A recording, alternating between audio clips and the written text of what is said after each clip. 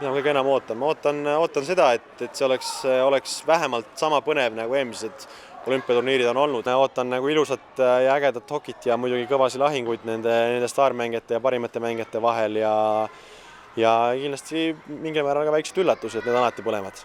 Kindlasti ootan, et näeksin neid kõiki staari seal mängimas ja ootan ka oma sõprade nägemist, kes mängivad Soome koondisest, Mikael Granlund, Leo Komarov eesotsas ja ka meie väravaht Lars Volden Norra meeskonnast ootan neid mänge kindlasti. No ausalt öeldes näiteks ütleme Norra koondis, kes võiks nagu panna ületajate, aga ma ütleks, et see tase seal üleval on läinud nii ühtlaseks, et otseselt ei saagi lugeda kedagi üllatajaks, aga ma arvan, et teine selline koondis on Šveits, kes eelmine aasta jõudis finaali MM-il.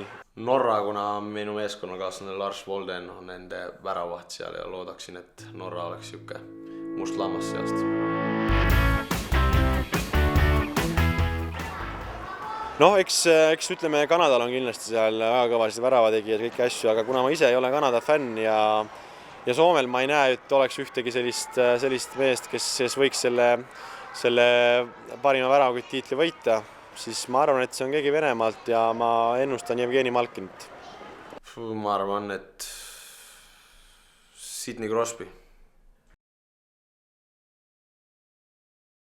Ilmselt Kanada, sellepärast, et nende suured ja võib-olla natuke aeglased kaitsed, kes on harjunud mängima väiksesse NHL-i väljakul, et ei saa hakkama seal suurel väljakul Soome kiirete ründajatega.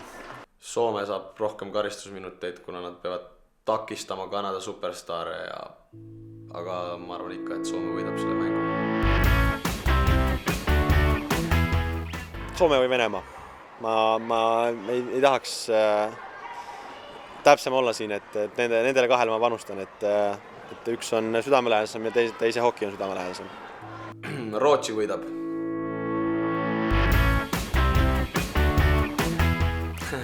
Ma arvan, et Robert Roobo viskaks ühe kova.